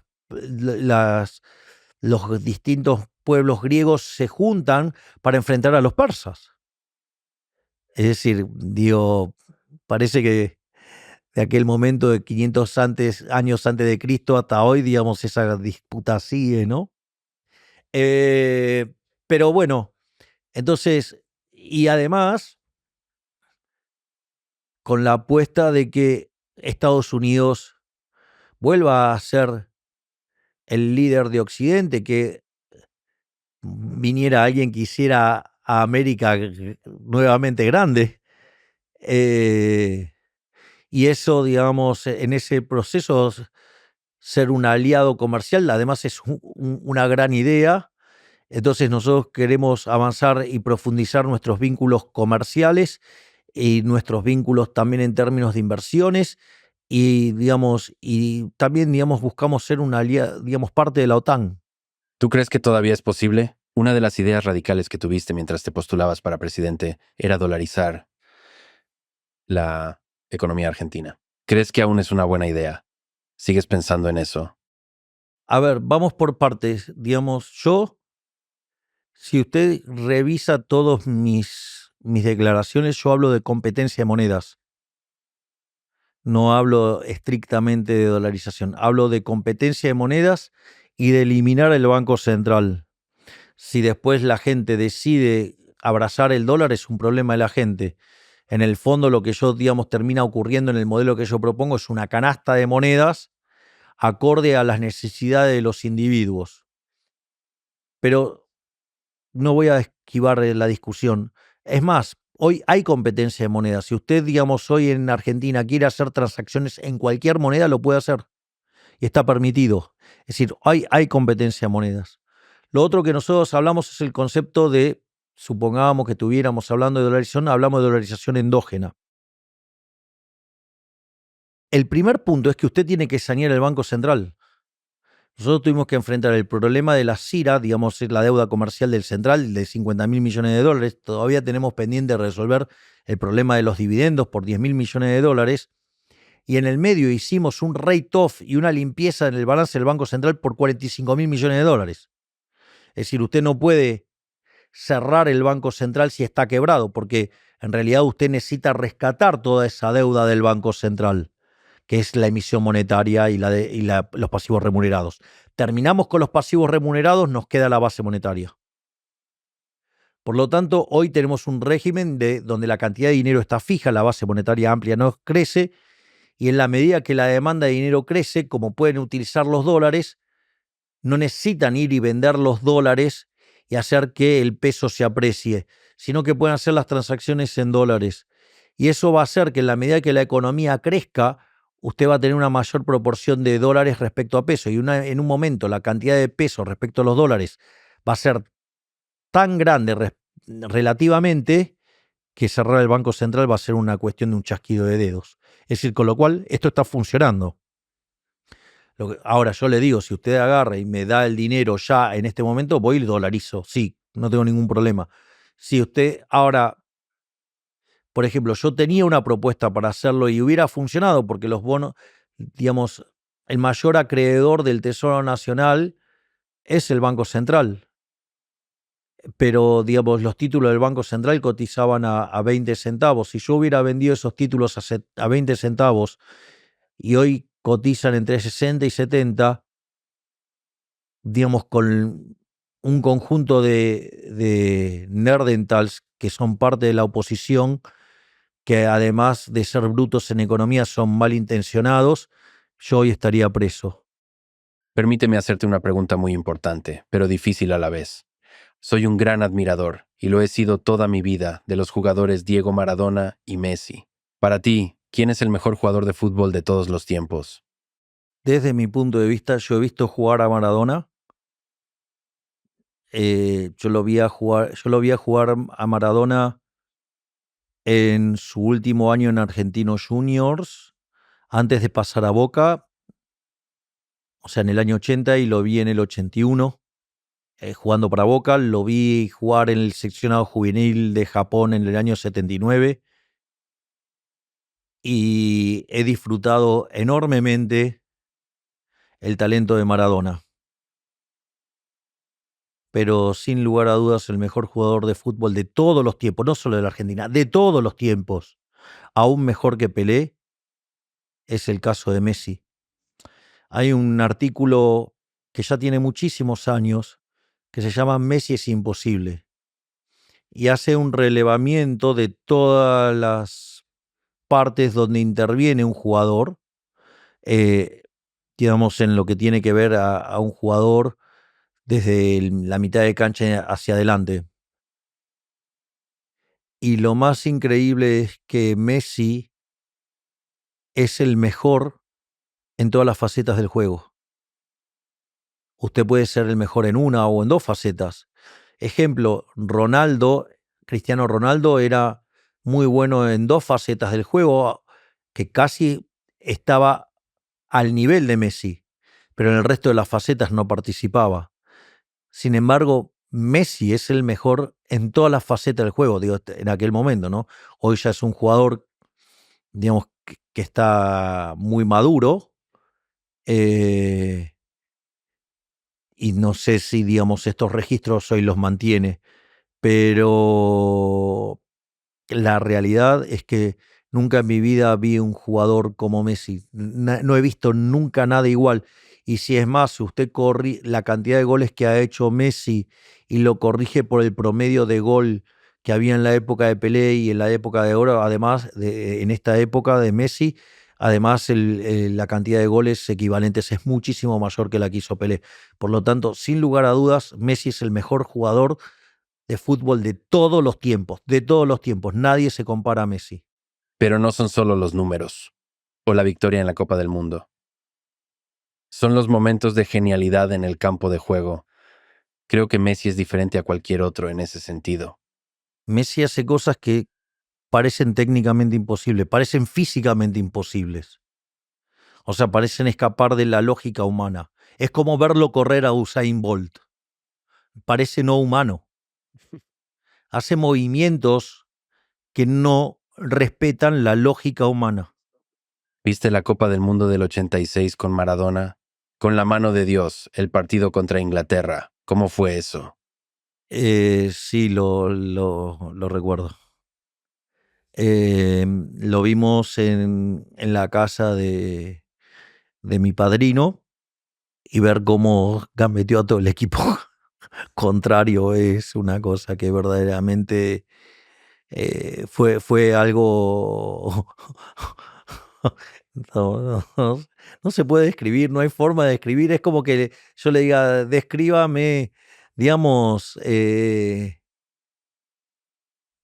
amor hacia su pareja. Digo, ¿cómo va a describir? No sé, no puede describir. Es una cosa maravillosa, o sea, no se puede describir. Digamos, o sea, hay cosas a las cuales, digamos, o sea, ponerle palabras, mm, digamos, lo ensucia. Así que digamos, yo creo que hay momentos donde los humanos algunos seres humanos tienen el privilegio de vibrar más cerca del creador. Ejemplo, algunas áreas de Puccini. O sea, usted va y escucha el área famosa de la Rondín o el área famosa de Gianni Schicchi. O sea, y uno tiene la sensación que le estaba dictando el creador. ¿Qué palabras le puede poner a eso? Nada, no puede decir nada. Es decir, esos momentos donde los humanos que tenemos el privilegio, digo, digo, lo digo como género humano, ¿no? Digo, no porque, digamos, o sea, yo esté en esos zapatos. Solo como un admirador lo digo, que, lo- digamos, algunos seres humanos tienen la posibilidad de vibrar tan cerca del creador. Usted no lo puede describir, solo lo puede disfrutar. O sea, no por nada en el judaísmo no se menciona el nombre del creador. Porque ¿cómo le va a poner palabras a algo que no? Y yo creo que esos son momentos en los cuales, digamos, los humanos conectan más con el creador y generan cosas únicas. No las puede escribir, no hay palabras que describa eso. Usted sabe, lo único que puede hacer es disfrutarlo y agradecer que puede ser testigo de eso. Tú mismo fuiste un gran futbolista en tu juventud, ¿cierto? Eras portero. Mucha gente diría que es la posición más difícil e importante en el fútbol. Tal vez podrías hablar sobre esa experiencia y en general, ¿qué es más difícil, ser portero o presidente? Hermosa pregunta. Lo primero es que sí he sido arquero, digo, tengo mis dudas de haber sido bueno, pero sí es muy valioso lo que es la experiencia de haber sido arquero de fútbol. Primero, es el único jugador que puede usar las manos en un determinado sector del juego, o sea, en el área grande. Lo otro es que además es el único jugador que se viste de manera distinta. Además, su entrenamiento es un entrenamiento solitario. Y lo más importante, digamos, es en el momento cúlmine del fútbol, que es el gol. Cuando el gol es del propio equipo, están todos festejando del otro lado, el arquero está solo. Y, y por otra parte, digamos, es el que más sufre cuando se recibe un gol, porque lo sufre de manera directa. De hecho, el arquero cuando se equivoca es gol contrario. Imagínese que un compañero hace un gol maravilloso como el que hizo Maradona. Es maravilloso, pero cuenta por uno. Y después el arquero tomara la pelota y la mete dentro del arco y hace un gol en contra. Usted se imagina. Hay una desproporción enorme. Eh, por lo tanto, eso hace que el arquero tenga un carácter muy fuerte, que esté acostumbrado a la soledad, y el poder justamente es eso, porque el momento que usted toma decisiones está solo. Eh, y no solo eso, sino que además, cuando usted tiene una responsabilidad como la de un presidente, cuando usted toma una decisión, está afectando a millones de seres humanos. Entonces, igual que el arquero, si usted se equivoca es un gol en contra. En esto son consecuencias negativas para millones de personas. Por lo tanto, eso ha sido parte de la escuela de vida que me ha generado las herramientas para hoy poder ser presidente. Es decir, mi formación en economía, mi formación en el liberalismo, haber sido arquero de fútbol y haber tenido una infancia muy dura. ¿Qué tan difícil es? ¿Cuál ha sido el costo personal de llevar la esperanza de una nación sobre tus hombros? Que me estén ensuciando, calumniando, injuriando todos los días. Pero, pero de vuelta, la vida no tiene sentido si no es en libertad. Así es que, como dice Stallone, es decir, el secreto de la vida es seguir avanzando a pesar de los golpes que uno recibe. Y afortunadamente hemos podido seguir avanzando a pesar de los golpes, tanto de frente como por los de la espalda. Porque, digamos, hubiera sido más honesto que atacaran de frente. Pero, digamos, en Argentina, digamos, la política y los medios de comunicación les encanta atacar por la espalda. ¿Qué papel ha desempeñado Dios a lo largo de tu vida? ¿Y quién es Dios para ti? Bueno, la fe ha sido un elemento, le diría que fundamental.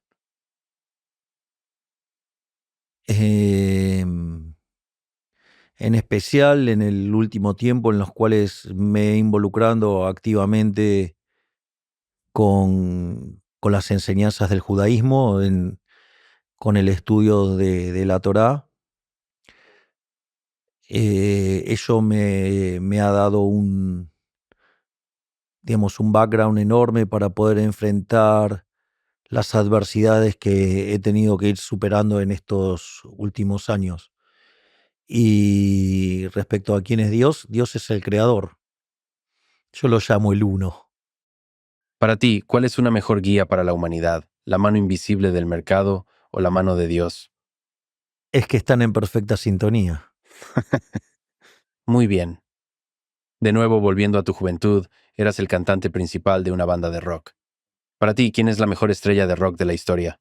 A mí, desde mi punto de vista, el cantante de rock más impresionante de la historia de la humanidad, sin lugar a dudas, fue Elvis Presley.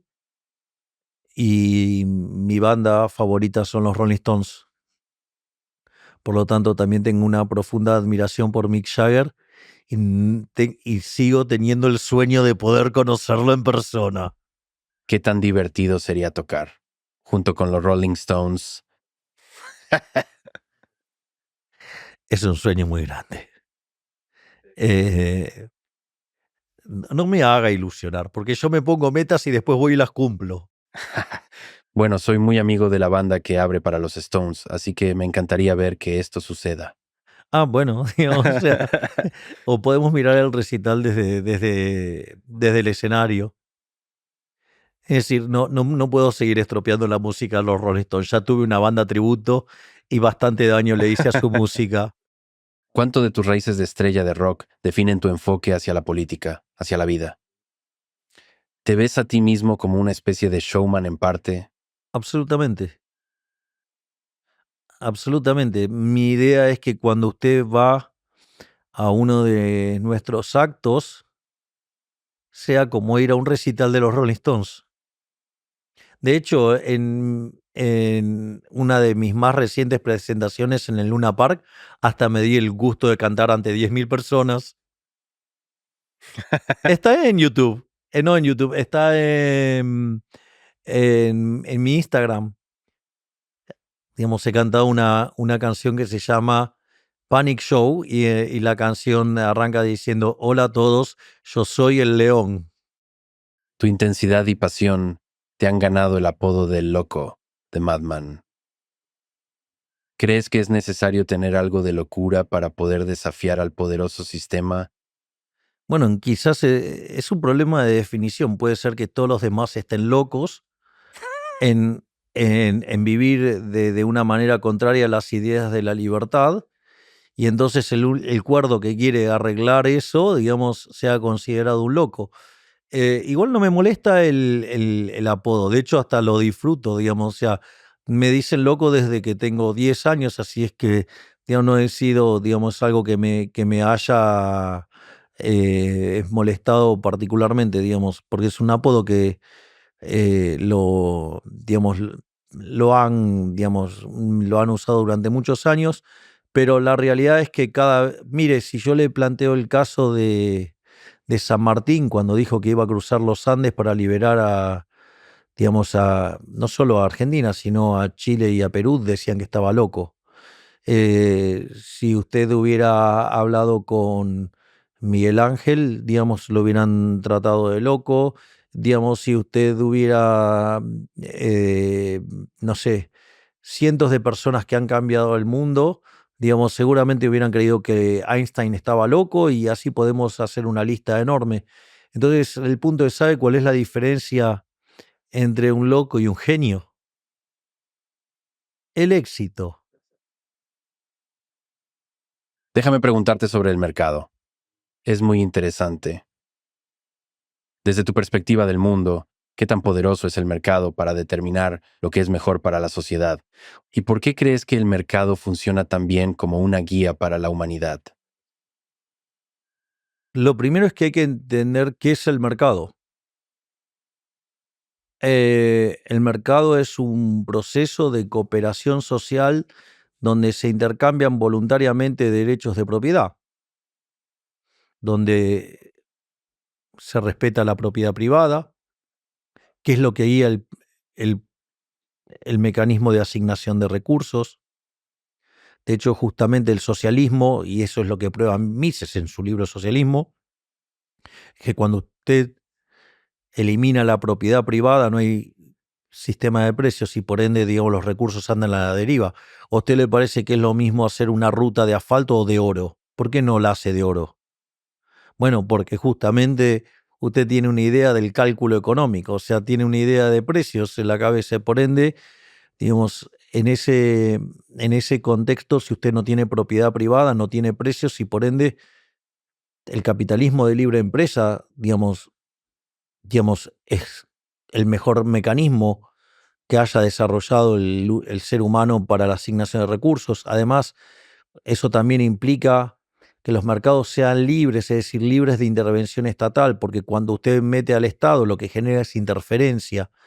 Además, los mercados tienen que permitir la libre entrada y salida, es decir, lo que se llama la competencia, digamos, pero es mejor entender la competencia en el sentido de Israel Kirchner, uno de los más grandes exponentes de la escuela austríaca, o en el formato neoclásico, como lo entendía William Baumol, que era el concepto de libre entrada y salida en los mercados disputables o contestable markets.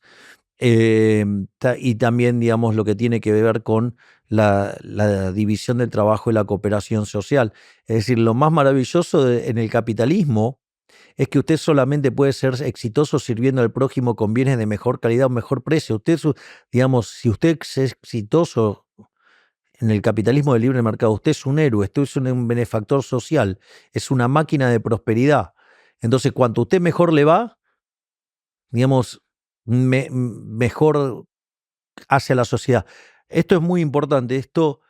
Yo recuerdo cuando estuve en la primera reunión con Elon Musk, y eso también me generó gran admiración por él, porque, y esto me lo señaló mi hermana, más bien lo dijo Elon Musk. Él dijo que él se levantaba todos los días pensando en qué problema podía arreglarle a la humanidad.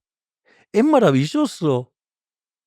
Claro, ¿cuál es la contraparte de eso? Ser exitoso. Entonces, en ese sentido, es más, en mi visión sobre el funcionamiento del mercado, no existen las fallas de mercado. Es decir, eso es un problema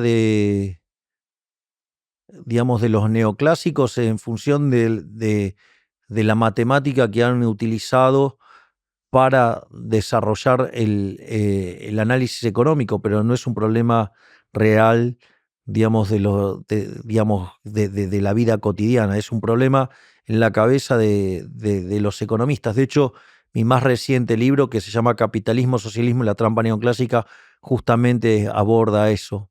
Sí, has expuesto estas ideas en Capitalismo, Socialismo y luego en la trampa neoclásica.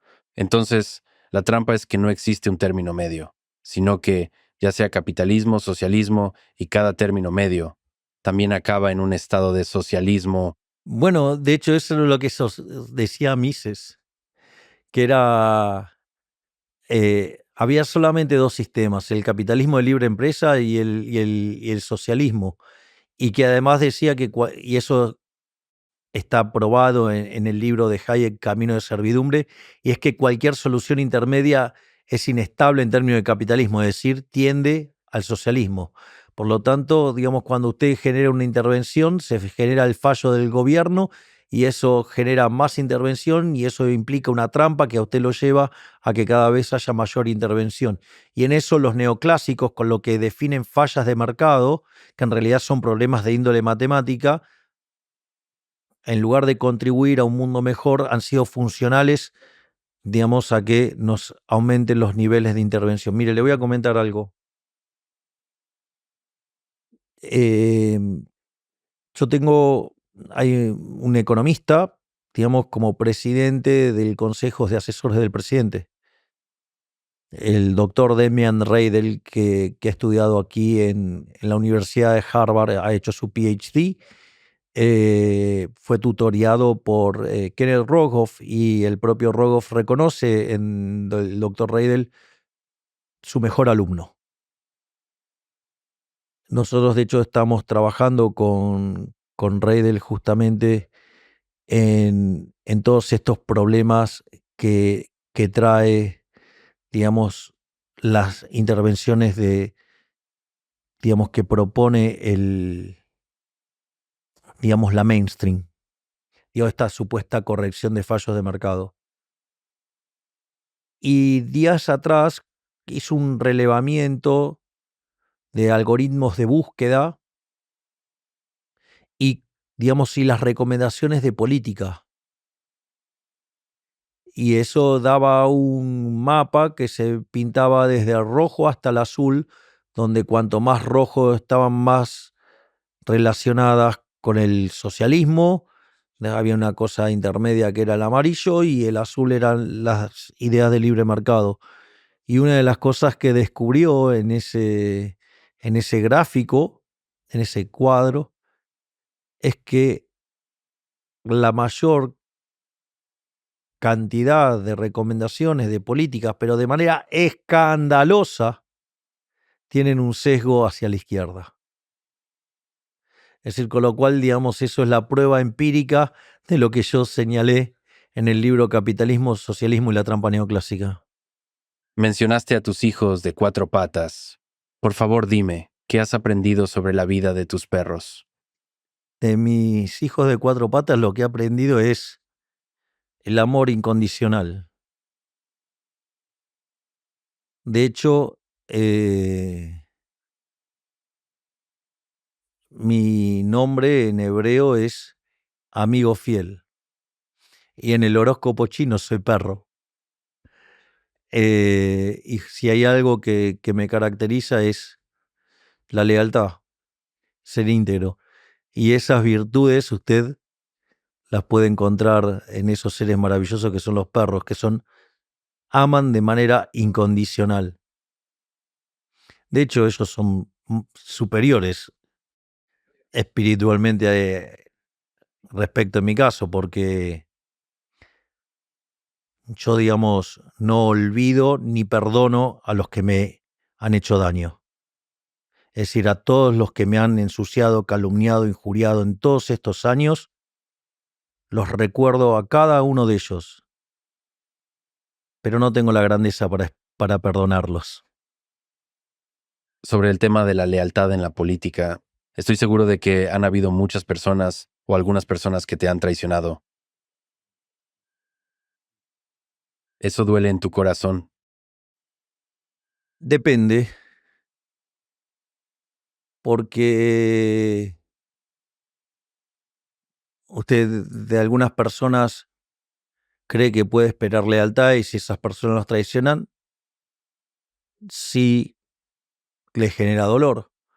Pero hay personas de las que uno no espera nada, por lo tanto, si tienen una traición, digamos, uno no se va a sentir molesto porque sabe que estaba, digamos, con una persona que no compartía sus valores.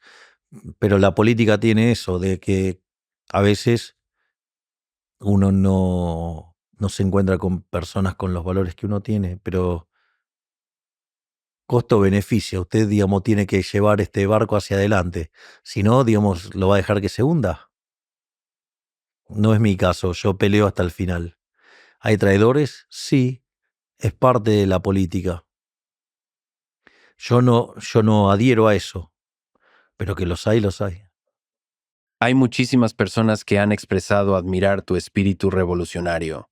¿Qué consejo les darías, quizás a los más jóvenes, sobre cómo vivir una vida como la tuya y tener un impacto en el mundo como has comenzado a hacer?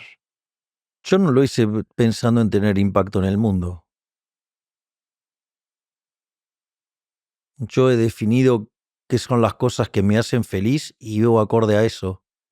Y vivo de manera coherente con eso. Y, y lo más importante es que no rendirse nunca. Es más, además, nunca ser un tibio. Yo prefiero llorar porque erré a tener que llorar por no intentarlo. Es decir, soy un perfeccionista, con lo cual cuando erro, claramente la paso mal. Pero aún así, prefiero ir y hacer. Si sale mal, es parte de la vida. Pero jamás me voy a tener que arrepentir de no haber hecho lo que yo creí que había que hacer. ¿Qué es lo que te da esperanza sobre el futuro de Argentina y el futuro de la humanidad?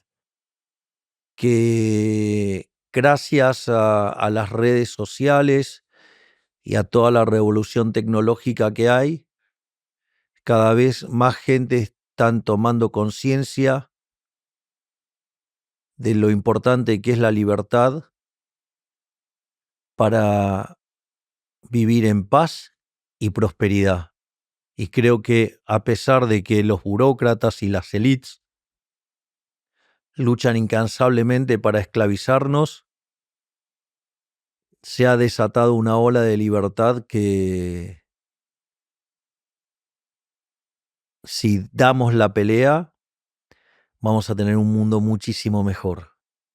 ¿Puedes repetir aquí tus famosas palabras del lema de Viva la libertad? ¿Cómo surgió eso y qué significan esas palabras para ti? ¡Viva la libertad, carajo! Eso surgió cuando hacía mis presentaciones en libros. Cuando terminaba mi presentación era ¡Viva la libertad, carajo! Y eso me acompañó sin pensarlo durante toda mi vida y va a seguir estando presente. De hecho, hoy mis presentaciones, todos mis discursos terminan: que Dios bendiga a los argentinos, que las fuerzas del cielo nos acompañen, viva la libertad, carajo. La primera refleja que yo creo en Dios fervientemente y que tengo un profundo agradecimiento hacia el Creador por las maravillas con las cuales soy bendecido día a día. La segunda tiene que ver con el libro de Macabeos 3:19, que dice que la victoria en la batalla no depende de la cantidad de soldados, sino de las fuerzas que vienen del cielo, que tiene que ver con el triunfo del pueblo judío, los macabeos, en contra de los griegos y recuperar el templo. Y la última es mi grito de guerra. Bueno, no hay mejor manera de terminarlo. Gracias por ser un guerrero que lucha por la libertad. Y gracias por venir a charlar hoy. Le agradezco enormemente su entrevista. Gracias además por ser tan educado, porque muchas veces los entrevistadores no lo son. Tuvo ventanas para poder ser sucio y no lo fue. Y eso yo lo reconozco y lo valoro. Y se lo agradezco. Gracias.